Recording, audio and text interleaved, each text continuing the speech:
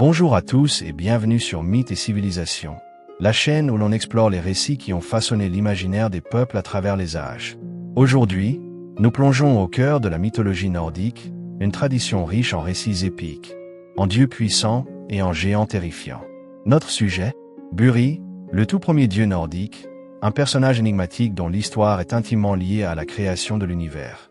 Bien qu'il ne soit qu'une petite pièce du grand puzzle cosmique nordique, son rôle est d'une importance capitale. Il est l'ancêtre d'Odin, le père des dieux, et le point de départ d'une lignée divine qui façonnera le monde.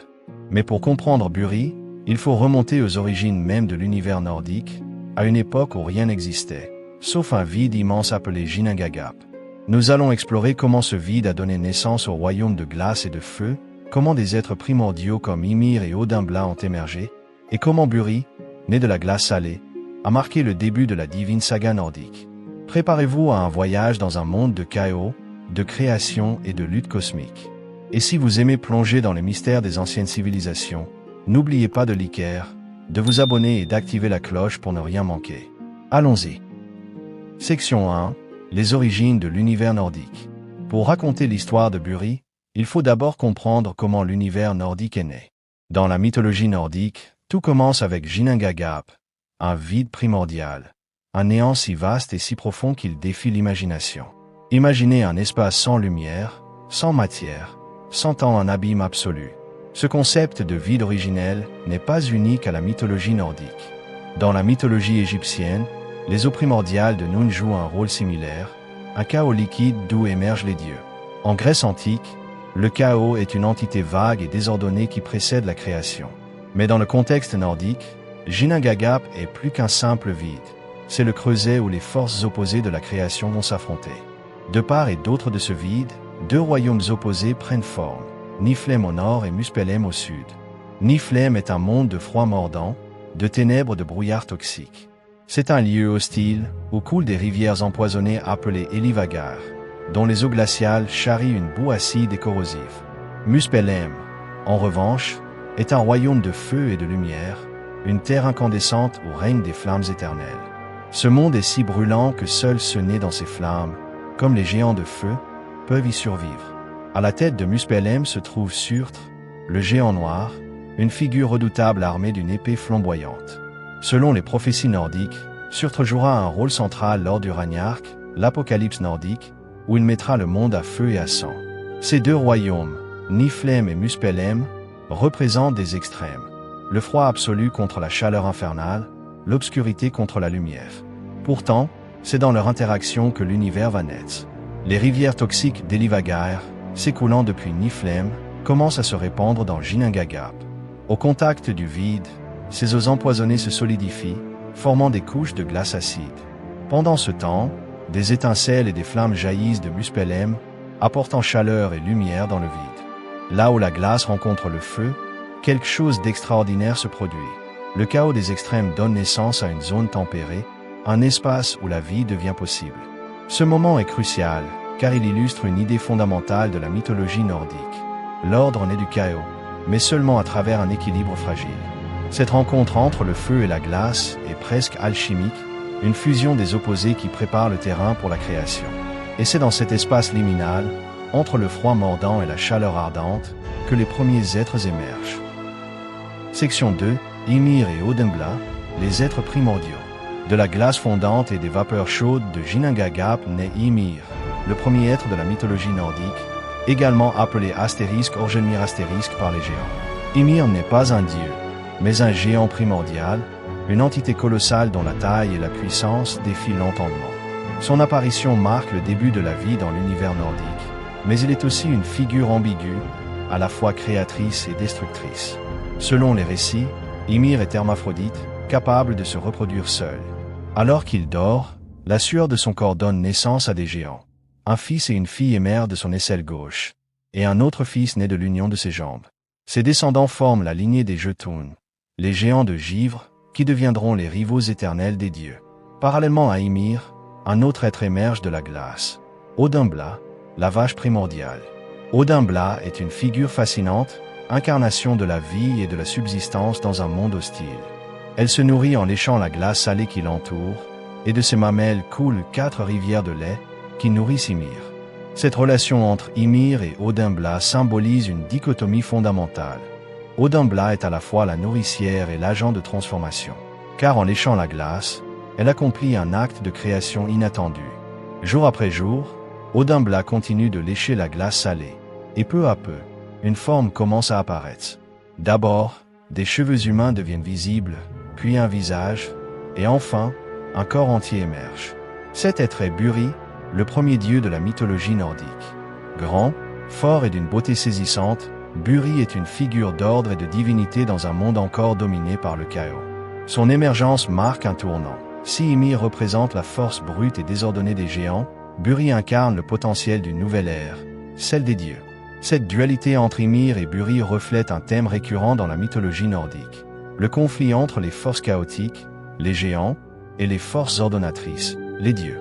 Odin-Bla, en tant que créatrice involontaire de Buri, joue un rôle pivot dans cette transition.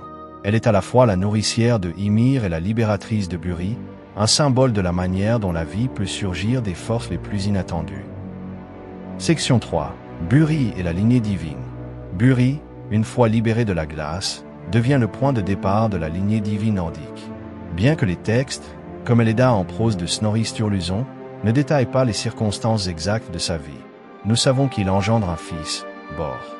Bor épouse Bestla, une géante fille du géant Boltorn, illustrant une pratique courante dans la mythologie nordique, les unions entre dieux et géantes. De cette union naissent 3 fils, Odin, Vili et Ve, qui deviendront les architectes du monde nordique. Le rôle de Buri dans la mythologie est curieusement limité. Après son émergence et la naissance de Bor, il disparaît presque entièrement des récits.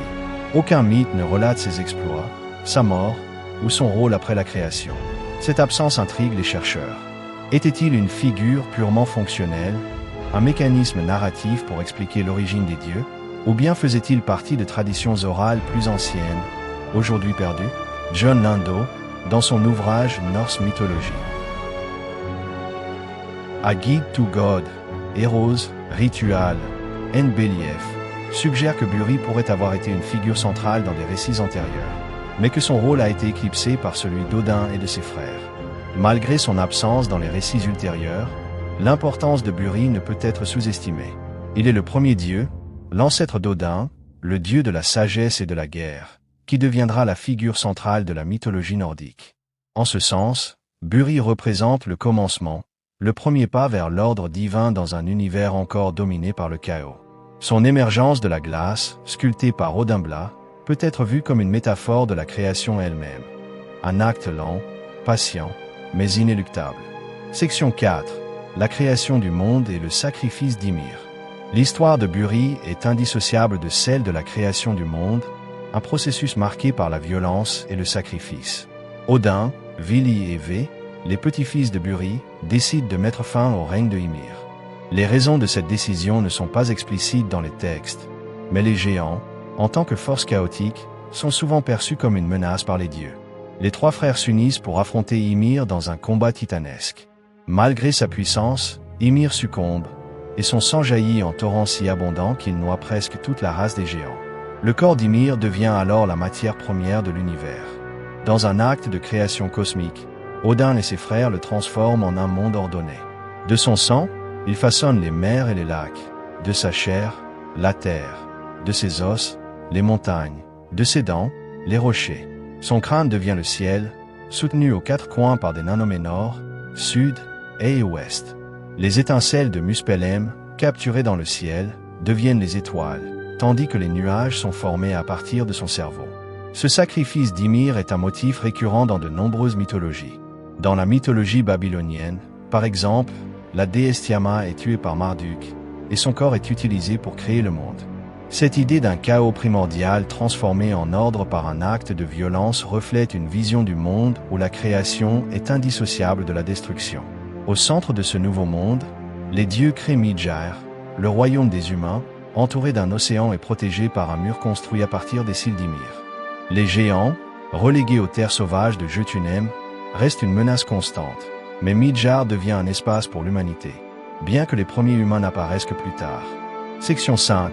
La création de l'humanité. Après avoir façonné le monde, Odin, Vili et V se promènent sur une plage nouvellement créée. Là, ils découvrent 2 troncs d'arbres, un frêne et un orme, ou une vigne, selon les sources. Inspirés, les dieux décident de donner vie à ces troncs. Ils leur confèrent des dons divins. Odin insuffle l'esprit et la vie. Vili donne l'intelligence et le mouvement. V offre l'ouïe, la vue et la parole. Ainsi naissent Ask, Frêne et Ambla, Orm, les premiers humains. Midgard devient leur foyer, et d'eux descend toute l'humanité. Ce récit, bien que simple, est riche en symbolisme. Les arbres, dans de nombreuses cultures, sont des symboles de vie et de connexion entre le ciel et la terre. En choisissant le frêne et l'orme, les Nordiques soulignent peut-être la force et la flexibilité nécessaires pour survivre dans un monde entouré de dangers. Section 6. Comparaison et thème universel. L'histoire de Buri et de la création nordique s'inscrit dans un cadre plus large de récits cosmogoniques. Comme mentionné, le Ginnungagap évoque le Noun égyptien ou le chaos grec. L'idée d'un géant primordial sacrifié pour créer le monde rappelle Tiamat en Mésopotamie ou Purusha dans la mythologie hindoue. Ces parallèles suggèrent une préoccupation humaine universelle. Comment l'ordre a-t-il émergé du chaos? Sur le plan philosophique, la mythologie nordique soulève des questions sur la nature de la divinité et de la création. Buri, en tant que premier dieu, peut être vu comme un premier moteur, une idée développée par Aristote et reprise par Thomas d'Aquin dans ses preuves de l'existence de Dieu. Selon cet argument, tout mouvement dans l'univers doit avoir une cause initiale, un moteur non mu. Dans ce cas, Buri, sculpté par Odinbla, devient le point de départ de la lignée divine. Enfin, la dynamique entre dieux et géants reflète les valeurs des Vikings. Les géants, souvent associés au chaos et à la sauvagerie, incarnent les forces que les Vikings cherchaient à dompter, qu'il s'agisse de la nature hostile ou des peuples voisins. Les unions entre dieux et géantes, comme celle de Bor et Bestla, symbolisent peut-être les interactions complexes entre les Vikings et les peuples qu'ils rencontraient lors de leur raid. Et voilà, l'histoire de Buri et de la création du monde nordique. Bien qu'il soit un personnage discret, Buri est le point de départ d'une saga cosmique qui continue d'inspirer et de fasciner. De l'immense vie de Ginnungagap à la création de Midgard, en passant par le sacrifice d'Ymir et l'émergence des premiers humains, la mythologie nordique nous offre une vision du monde où l'ordre et le chaos sont en perpétuelle tension. J'espère que ce voyage dans les mythes nordiques vous a captivé. Si c'est le cas, n'hésitez pas à liker cette vidéo, à vous abonner à Mythes et Civilisations, et à activer la cloche pour ne manquer aucune de nos explorations. Laissez un commentaire pour nous dire ce que vous pensez de Buri ou quel autre mythe nordique vous aimeriez découvrir. Et si vous voulez en savoir plus, consultez les sources comme l'Edda en prose ou des ouvrages comme celui de John Nando. Merci de nous avoir suivis, et à bientôt pour une nouvelle plongée dans les mystères des civilisations anciennes.